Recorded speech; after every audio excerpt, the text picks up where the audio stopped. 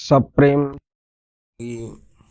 गुरु कबीर साहब के चरण कमलों में चरण बंदगी, महंत रामधनी दास साहब के चरणों में चरण बंदगी। आप सभी श्रोता बंधुओं, भक्तमयी माताओं एवं बहनों, सभी को सप्रेम साहेब बंदगी। श्रोता बंधुओं, सदगुरु कबीर साहब के बहुत ही सुंदर पद है, उनके शब्द को समझना आवश्यक है। सदगुरु कबीर साहब का यह जो पद है, इस पद को आइए सुनते हैं और समझते हैं कि सदगुरु कबीर साहब क्या कहना चाह रहे हैं। कि रमोरा झिझि जंतर बाजे, कर चरण बिहु न नाचय, कर बिन बाजय सुनाय श्रवण बिनु, कर बिन बाजय सुनाय श्रवण बिनु, श्रवण श्रोता सोई, पाटन सुबस सभा बिन अवसर, बूझो मन जन लोई,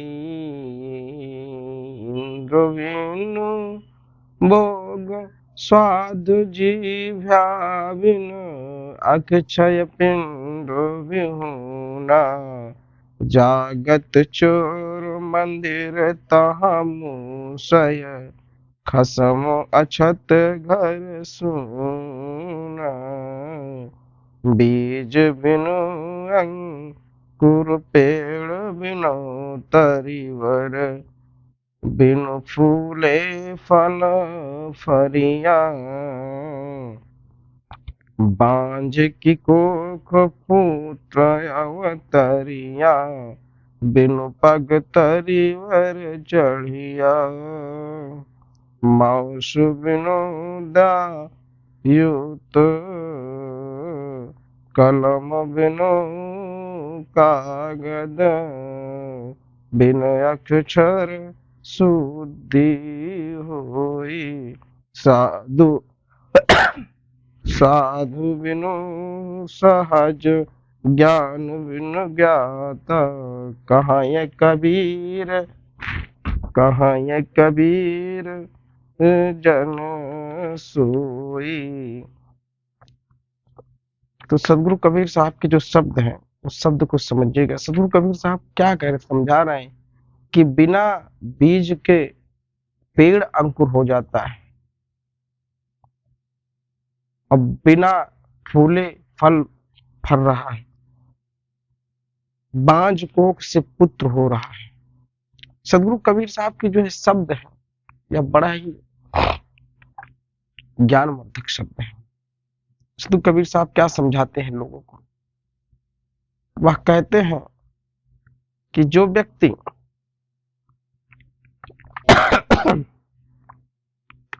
मस्तिष्क में बसती हुई झींझी ध्वनि को अनहद नाद समझते हैं तथा ब्रह्म की आवाज मानते हैं, जो कि सिर्फ नाड़ियों से निकली ध्वनि मात्र और हठ योग इस आवाज को नाचना मानते हैं, जबकि इसके हाथ पांव भी नहीं होते। बिना हाथों का बाजा बजता है और बिना कर्णों के श्रवण किया जाता है। सच्चाई तो यह है कि श्रवण और श्रोता एक साधक है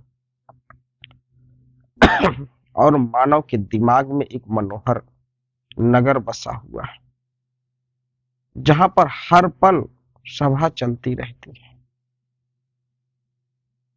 अतः हे मुनिजनों, हे योगियों, इसे जानने की चेष्टा करो, क्योंकि हर नगर ऐसा है जहां बिना इंद्रियों को भोग विलास और बिना जीवा के स्वाद चखा जाता है।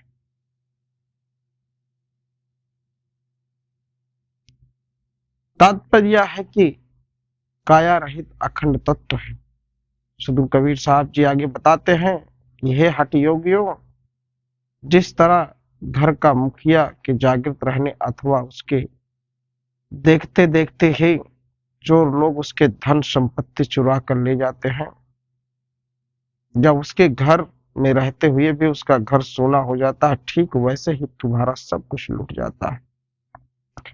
जिस प्रकार बिना बीज के अंकुर या पौधे के बिना पेड़ फूल के रहने का पर भी फल, बांझ स्त्री के उदर से बच्चा होना और पैर न होने पर वृक्ष पर चढ़ जाना, अर्थात ये सभी असंभव तथा हास्यास्पद बातें हैं और कही जाती हैं। वैसे ही हठ योगियों की भी सारी बातें बिना मतलब की होती हैं। भाव यह है कि निज आत्म स्वरूप की स्थिति को समझना योगी के शास्त्र ज्ञान से परे।